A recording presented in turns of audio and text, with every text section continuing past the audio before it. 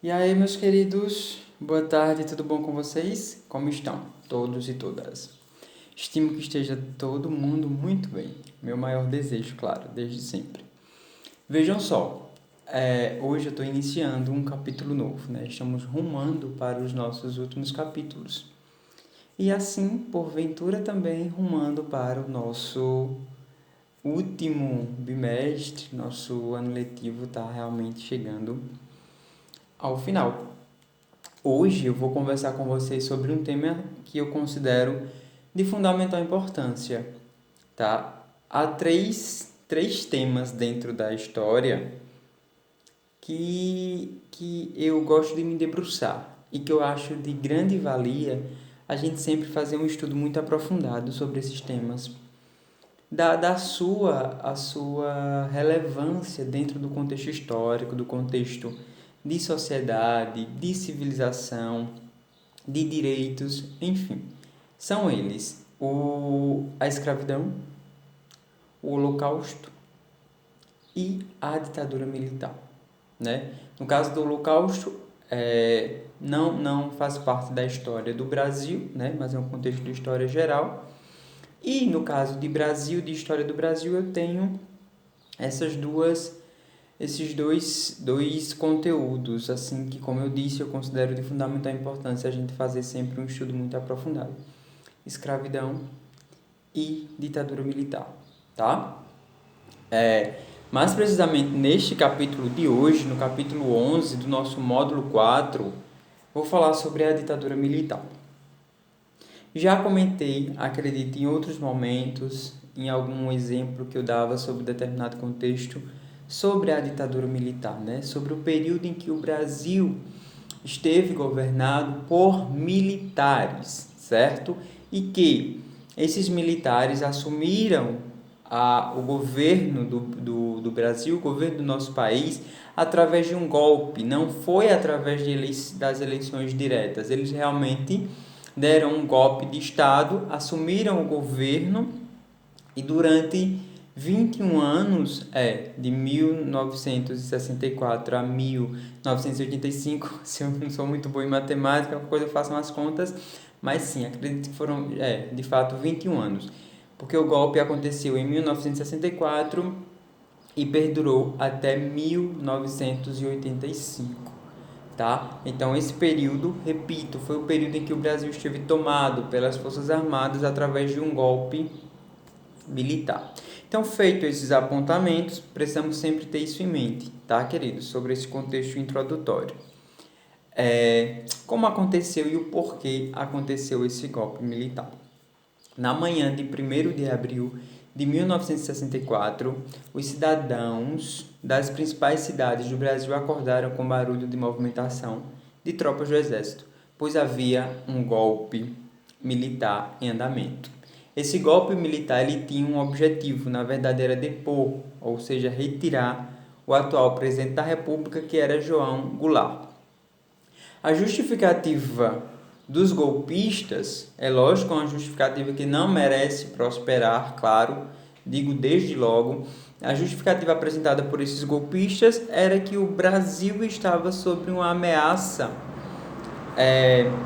socialista, né? Então, com receio, segundo eles, com receio de o Brasil sofrer realmente ser tomado por essa ameaça socialista, decidiram então dar um golpe de Estado e tomar para si o governo do Brasil.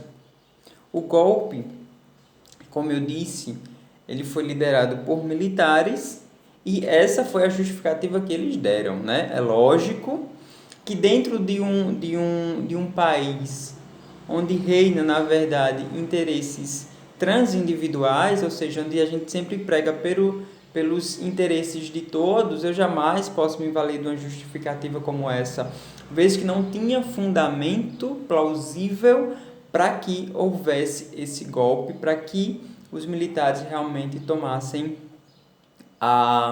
o controle do país, até porque isso não é a função do exército. E outra, se de fato havia essa ameaça, tinha várias outras formas de conter, né? De conter essas ameaças. Não precisaria, de fato, haver a instauração de um golpe tomando para si a responsabilidade, não só a responsabilidade, claro, como o controle como um todo do nosso país. Então, lembrem sempre, ela aconteceu de 64 até 85. Lá na frente, em 1988, nós teremos a Constituição Federal vigente, tá? O Brasil hoje está sob a égide da Constituição Federal de 1988, a atual Constituição totalmente vigente, certo? É a Constituição que nos dá a garantia de direitos, considerada inclusive uma das constituições mais cidadãs da história do Brasil, principalmente por ter vindo pós um período de ditadura militar e porque a Constituição nos devolveu vários direitos que haviam sido cerceados, vários direitos que haviam sido arrancados durante o período da ditadura militar. Um dos fatores que vigorou na ditadura militar era a chamada censura, né? Houve uma censura muito grande na música, na TV, no rádio. O que é censurar? Censurar é uma espécie de proibição. Por exemplo, se eu fosse publicar um livro, o livro primeiro precisaria passar por um departamento específico do governo para, a partir daí, o governo dizer se autorizava ou não. Ou seja, tudo girava em torno dos interesses do governo. A gente não poderia ter música, como eu disse, noticiários nas rádios, manifestações, jornais, nada que fosse de encontro com o governo. Tudo que tinha que ser alinhado de uma forma para acobertar, né, para dar respaldo ao governo ditatorial que nós vivemos. Para vocês terem ideia, até hoje, muitos estúpidos ainda ousam abrir a boca e dizer que o Brasil não houve ditadura militar, que esse período não foi uma ditadura, foi na verdade coisas boas que aconteceram no Brasil. Como eu disse, esse é um posicionamento estúpido de pessoas que desconhecem a real história do nosso país. Como eu disse a vocês, durou 21 anos, tá? Esse período da ditadura militar. Nós temos aqui uma linha temporal no livro de vocês, que faz os apontamentos de cada ano que foi governado, por quem foi governado, tá? Nós tivemos o início do período ditatorial com Pascoal Ranieri Mazzilli, depois vai para Humberto de Alencar Castelo Branco, depois nós tivemos Arthur da Costa e Silva, e houve um período em que o país foi governado por uma junta militar, tá? Ou seja, nós não tínhamos um presidente de fato como líder militar, nós tínhamos uma junta, ou seja, nós tínhamos algumas pessoas governando, tá? Então depois fomos para Emílio Garrastazu Médici, nós tivemos Ernesto Geisel e João Figueiredo como o último presidente do período da ditadura militar. Queridos, a ditadura militar, ela governou, foi um governo que aconteceu por meio de atos institucionais, tá? O que era isso, professor? Em tese, a ditadura militar, todos os atos, eles eram atos legais, tá? Como assim, professor? Se eram absurdos, como eu posso dizer que eram atos legais? Eram atos legais porque eles criaram legislação para dar respaldo a tudo que eles estavam fazendo. Ou seja, se eles queriam censurar, eles criaram uma legislação dizendo que era permitido a censura. Enfim, eles criaram vários atos institucionais, popularmente conhecidos como os AIs, tá? E dentro desses atos institucionais, eles criaram uma série de medidas para dar respaldo a tudo o que eles faziam. Ou seja, tudo o que aconteceu na ditadura militar tinha proteção da lei? Tinha, mas a lei criada pela própria ditadura militar, entendem? Após o golpe, os militares tomaram uma série de medidas, como eu disse, a fim de exercer o controle sobre a população e centralizar as suas decisões políticas. Entre essas medidas estavam os atos institucionais. Ao longo da ditadura foram promulgados 17 atos institucionais que estabeleciam, por exemplo, eleições indiretas, ou seja, as eleições para o cargo de presidente não era o povo que escolhia. Que mais aqui? Eleições indiretas para presidente e governadores, suspensão de direitos civis dos inimigos políticos do regime e perseguições. O asilo e a censura fizeram parte do cotidiano brasileiro durante o regime militar, além de limitar a participação da sociedade civil na participação política. Muita gente precisou se exilar em outros países para não serem mortos aqui no Brasil. Muitas das vítimas da ditadura militar até hoje não foram encontradas. Inclusive, o pai do atual presidente da OAB Nacional foi vítima da ditadura militar e até hoje ele nunca pôde chorar no túmulo do pai dele porque o corpo do pai nunca foi encontrado. Era isso que acontecia muito na ditadura militar. Além de eles perseguirem, matarem, censurarem, eles destruíam, escondiam os corpos das vítimas para que não fossem localizados. Havia muita tortura também. Digamos que eu fosse um inimigo do regime. Digamos que eu era contrário à ditadura militar. Então, eu era, claro, um inimigo do regime. Provavelmente, se eu fosse capturado, eu seria torturado. Então, as torturas, meus queridos, aconteciam das piores formas possíveis, tá?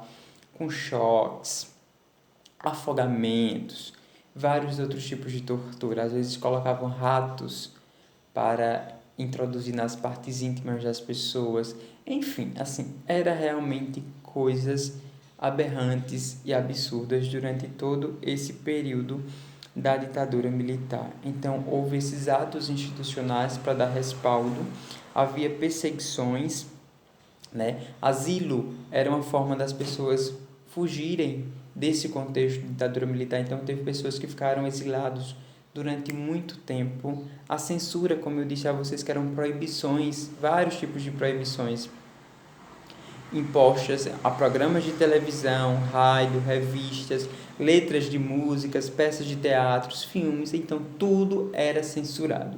Ou seja, tudo deveria passar pelo crivo, ou seja, pela análise do governo militar para que posteriormente pudesse ser publicado ou não, tá? Então não podia haver nenhum tipo de divulgação que fosse contrário ao atual governo. Muitos artistas nossos da música popular brasileira, eles escreveram músicas. Uma música com uma letra que não deixava claro a forma de manifestação deles. Então, depois, se vocês sentirem curiosidade, podem pesquisar. Nós vamos ter Raul Seixas, nós vamos ter Gilberto Gil, Maria Bethânia, Belchior, tantos artistas que produziram letras como forma de manifestar contra a ditadura militar. E como eles não poderiam manifestar de forma muito clara, eles escreviam letras de música com sentido um pouco dúbio. Então não dava para dizer que era claro, não ficava claro, na verdade, aquele sentimento de revolta. Era só para que só alguns entenderiam, né? Só os inteligentes iam entender que aquelas músicas eram uma forma de afronta contra a ditadura militar. Além de toda essa situação, o governo militar ele promovia uma série de propagandas no sentido de deixar transparecer que os militares eram a melhor coisa que tinha para o Brasil, e que eles tinham tomado o poder realmente porque estavam preocupados com o destino do governo. Inclusive, a propaganda, o lema da propaganda da ditadura militar, um deles era Brasil, ame-o ou deixe-o, ou ninguém mais segura este país. trazia um sentimento de nacionalismo para que as pessoas achassem que realmente tudo que a ditadura militar estava fazendo era para benefício do país, quando na verdade não era para nenhum benefício, pelo contrário. Era tortura, era morte, era perseguição, vários direitos foram retirados, não tinha direito de manifestação, não tinha, como eu disse a vocês, sequer o direito de poder ler um livro que eu quisesse, ou as escolas, geralmente não, as escolas só podiam distribuir livros que já tivessem sido analisados pela ditadura militar. Não podia haver nenhum tipo de, disciplinas como filosofia, sociologia, nada disso chegava nas escolas, porque são disciplinas que fazem as pessoas pensarem. E se naquela época houvesse forma de estimular as pessoas a pensarem, as pessoas iriam se voltar contra o regime e eles não queriam de forma nenhuma perder todo aquele poder, tá? Então nós tivemos dentro da música uma forma de resistência muito grande contra a ditadura militar, tá, meus queridos? E por hora eu finalizo esse contexto da aula de hoje, tá? Como vocês estão tendo as aulas presenciais, não quero sobrecarregá-los. Tem também trabalho a ser entregue, que se esses trabalhos estiverem muito bem elaborados, poderei considerar como a nossa quarta nota. Enfim, assistam a minha aula com muito carinho. Não vou passar a atividade hoje, só quero que assistam a aula, leiam o conteúdo do capítulo 11, que trata sobre a ditadura militar. É um conteúdo muito interessante e em breve voltarei com novos contextos, novas discussões para conversar com os senhores, tá? Um abraço bem grande, fiquem bem, se cuidem, estudem e vamos para frente.